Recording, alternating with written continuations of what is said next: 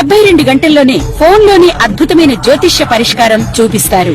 నమ్మండి, నమ్మకపోండి, ఇది నిజం. శ్మశాన కాళి రుద్ర చౌడీదేవి ఆరాధకులు నంబర్ 1 వశీకరణ స్పెషలిస్ట్. గురూజీ మనిషి పుట్టుక నుండి చనిపోయే వరకు వచ్చే అన్ని క్లిష్టమైన సమస్యలకు పరిష్కారం ఇక్కడ లభిస్తుంది. విద్య, ఉద్యోగం, వ్యవహారం, స్త్రీ ప్రేమ, పెళ్లి, సంతానం, స్త్రీ పురుష వశీకరణం, భూవశం, భార్యాభర్తల కలహాలు, కోర్టు సమస్యలు, విడాకుల సమస్యలు, చేతబడి, అప్పుల బాధ, ఇంకా మీకు ఎలాంటి సమస్యలు ఉన్నా 72 గంటల్లోనే శాశ్వత పరిష్కారం చేయబడింది. శ్రీ మహాగణాధిపతయే నమః. ఐం మహాసరస్వత్యే నమః. శ్రీ లలితాంబికాదేవియే నమః. రాశిఫలాల కార్యక్రమములో భాగంగా ఇప్పుడు మనము శని వక్రగతి అనేటువంటిది ఈ జూలై 13వ తారీఖు నుండి నవంబర్ 27వ తేదీ వరకు కూడా శని వక్ర దృష్టిలో చూడటం అనేటువంటిది జరుగుతూ వస్తున్నది. అయితే శనైశ్వరుడి యొక్క ప్రభావం ప్రతి వాళ్ళ జాతకములో కూడా చాలా మేజర్ రోల్ తీసుకొని ఉండేటువంటి పరిస్థితి. ఎందుకు? ప్రతివాడు కూడా ఈ దేహాన్ని కష్టపడితేనే కదా 10 రూపాయలు వస్తుంది, కష్టే ఫలి అనేటువంటి మాట వచ్చింది. కాబట్టి దేహపీడాకారకుడు అయినటువంటి శనైశ్వరుడి యొక్క ప్రభావము ఎలా ఉండబోతున్నది, అలాగే శనైశ్వరుడు స్వక్షేత్రము నుంచి మీనములోకి వచ్చినప్పటి నుంచి కూడా ఎలా ఉంటుంది ఏమిటి అనేటువంటి దాని వలన ఒకటి, తర్వాత మీనము నుండి వక్ర దృష్టి చూడటం అంటే వెనక్కు చూడటం, సవ్య దృష్టి అనేటువంటిది ఉంటేనే ఎలా ఉంటుంది అనేది అందరికీ తెలిసినటువంటిది. అయితే వక్ర దృష్టి అనేటువంటిది మామూలుగా మనము పాండిత్యముతో అందరికీ అర్థం కాని విషయముతో చెబితే లాభము లేదు. మీరే ఆలోచన చేయండి. ఒక్కోసారి ఒక మనిషి ఎందుకో ఒక రకమైనటువంటి చూపు చూశాడండి, విచిత్రమైనటువంటి రూపు, చాలా వక్రముగా చూశాడు అతను, ఆ దృష్టిలో ఏదో ఒక ఇది గోచరించింది అని మనం అనుకుంటూ ఉంటాం. అటువంటి వక్ర దృష్టి అనేటువంటిది ఎప్పుడైతే వెనకకు ఒక్కసారి నడవడమని, వెనక్కు చూడటమని, భూమికి చాలా దగ్గరగా వస్తూ ఉండేటువంటి దాని వలన అని ఇలాంటివి ఏవో చెబుతాం ఎన్నో రకాలుగా. ఏది ఎన్ని చెప్పినా దృష్టి అనేటువంటిది, వక్ర దృష్టి అనేటువంటిది కొన్ని రాసుల వాళ్లకు యోగదాయకము, కొన్ని రాసుల వాళ్లకు ఇబ్బందులు ఉంటాయి. సహజం, సర్వసాధారణం. అయితే ఎవరినో భయపెట్టడానికో ఇబ్బంది పెట్టడానికో చెప్పాలి అని కాదు, ముందుగా తెలియజేస్తే దానికి సంబంధించినటువంటి విషయముగా మనము అడుగు మార్చుకోవటానికి వీలవుతుంది. ఈ రస్తాలో ట్రాఫిక్ ఎక్కువగా ఉంది అని ముందుగా తెలిస్తే సునాయాసముగా వెళ్ళేటువంటి దారి మనం వెతుక్కుంటాము కదా పక్కకు. అది ఎంతో ఈ జాతక విషయములో కూడా అంతే. ఏ లగ్నాల వాళ్లకు, ఏ లగ్నములో పుట్టినటువంటి వాళ్లకు, ఏ రాసుల్లో ఉండేటువంటి వాళ్లకు మేలు జరుగుతుంది అనేటువంటిది ఇప్పుడు నేను తెలియజేస్తాను. అయితే లగ్నములో పుట్టుక అనేటువంటిది చాలా ప్రధానం. నేను ప్రతి వీడియోలో కూడా చెప్తాను. ఎందుకంటే మేము చెప్పేది ప్రామాణికముగా ఉండాలి, ఎదటి వాళ్లకు చెప్పింది చెప్పినట్టుగా జరిగేటువంటి విధముగా ఉండాలి. ఇవి రాసుల ప్రకారముగా చెబుతూ ఉన్నటువంటివి. అన్ని రాసుల వాళ్ళు ఒకే లగ్నములో పుట్టి ఉండరు కదా, ఒక్కొక్కరు ఒక్కో లగ్నములో పుట్టుంటారు. ఆ లగ్నమే ప్రాధాన్యత. దాన్ని తీసుకొని మీరు వ్యక్తిగతమైనటువంటి జాతకాలను ఒక్కసారి మీకు కావాల్సినటువంటి వ్యక్తుల దగ్గర మీరు అడిగి తెలుసుకోండి. దానికి ఏదైనా ఇబ్బందులు ఉంటే మార్గం ఏమిటి అనేటువంటిది తెలుసుకొని ఆ మార్గము గుండా ముందుకు వెళితే మీకు విజయము కలుగుతుంది అనేటువంటి విషయముగా తెలియజేస్తూ ఉన్నాను గాక. శని వక్ర దృష్టిలో ఎక్కువ శాతము వక్ర దృష్టి అని అంటే కొన్ని ఇబ్బందులే పెడతాడు ఎవరికైనా, ఎటువంటి వాళ్ళకైనా.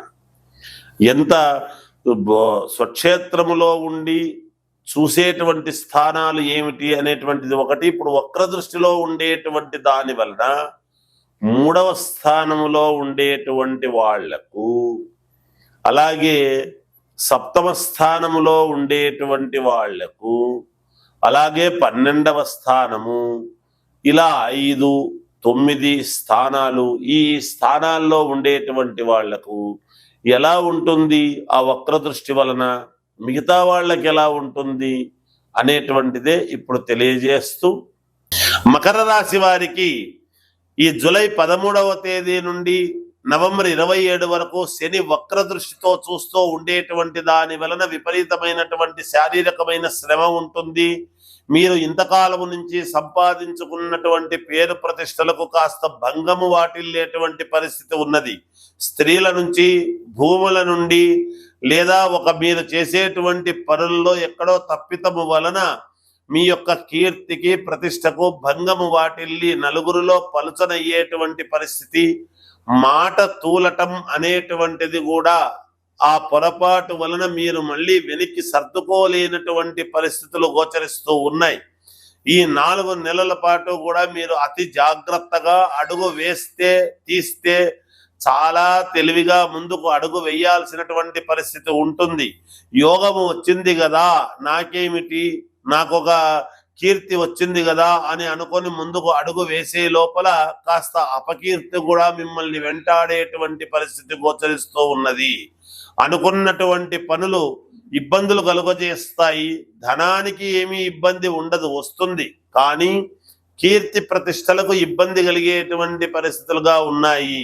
కొత్తగా ఉద్యోగాలు కావాలనుకునేటువంటి వాళ్ళు ప్రయత్నాలు చేస్తారు కానీ సఫలీకృతులు కాలేకపోతారు గాక. అంతేకాకుండా ఆరోగ్య పరిస్థితుల్లో కూడా చిన్న ఇబ్బందులు కలిగే పరిస్థితి ఉన్నది. మీ భాగస్వామికి ఆరోగ్య పరిస్థితులు జాగ్రత్తగా చూసుకోవాలి. ఇంట్లో ఇబ్బందులు కలిగేటువంటి పరిస్థితులు గోచరిస్తూ ఉన్నాయి. అప్పుడు మానసికంగా కొంత ఇబ్బంది పడటం ఉంటుంది. ధనము బాగా ఖర్చు పెట్టాల్సినటువంటి పరిస్థితులు, వాహనాల ప్రయాణంలో జాగ్రత్తలు తీసుకోండి. విద్యార్థులు శ్రద్ధగా చదవండి. వ్యాపారస్తులు జాగ్రత్తగా వ్యాపారాలు చేసుకోండి.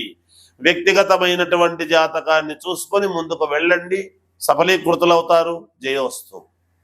ఏ రాశి వాళ్ళైనా ద్వాదశ రాశుల వాళ్లకు ఎప్పుడూ కూడా ఏది కూడా మనం ఏమీ మిశ్రమ ఫలితాలు కానీ ఇబ్బందికరమైనటువంటి పరిస్థితులు ఉన్నాయని అంటే కానీ మనం ఏమి ఎక్కడ అధైర్యపడాల్సిన అవసరం లేదు. అయితే సరైనటువంటి పరిష్కార మార్గం ఎప్పుడైతే మనము చేసుకుంటామో ఖచ్చితముగా మీకు మేలు అనేటువంటిది జరుగుతుంది. శాస్త్రాల్లో ఎప్పుడూ కూడా దోషం అనేటువంటిది ఉండదండి.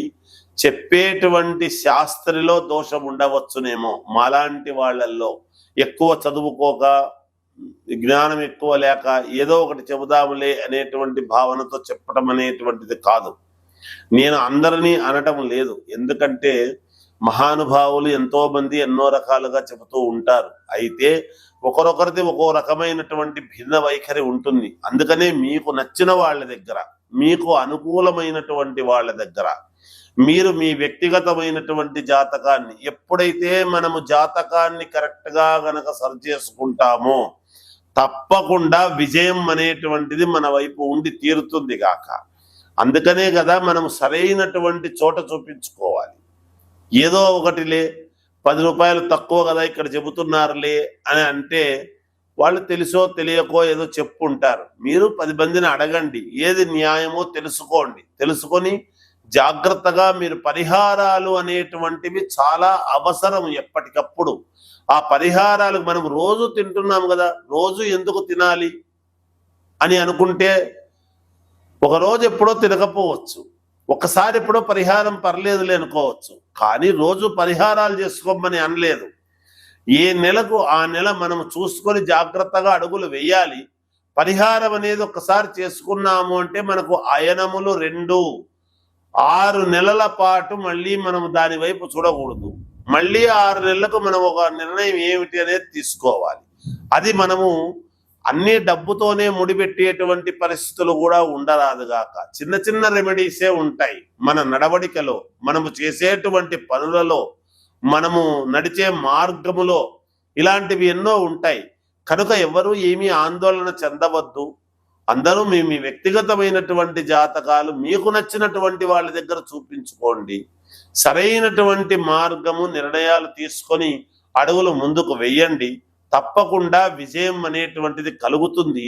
నేను రాసుల ప్రకారముగానే చెప్పాను కానీ లగ్నము వేరే అయి ఉండొచ్చు కదా, ఆ లగ్నానికి ఇవి మంచి జరిగేటువంటి పరిస్థితులు కూడా ఉండవచ్చును. అందుకనే ఫలానా లగ్నములో పుట్టినటువంటి వాళ్లకు అంటే ఆ లగ్నములో మిగతా గ్రహాలు ఎక్కడ ఉంటాయో కూడా చెప్పడం కష్టం. అందుకనే వ్యక్తిగతమైనటువంటి జాతకము చూపించుకోండి అనేటువంటిది పదే పదే తెలియజేస్తూ మీ అందరికీ కూడా మేలు జరగాలి అని కోరుకుంటూ జయోస్తు.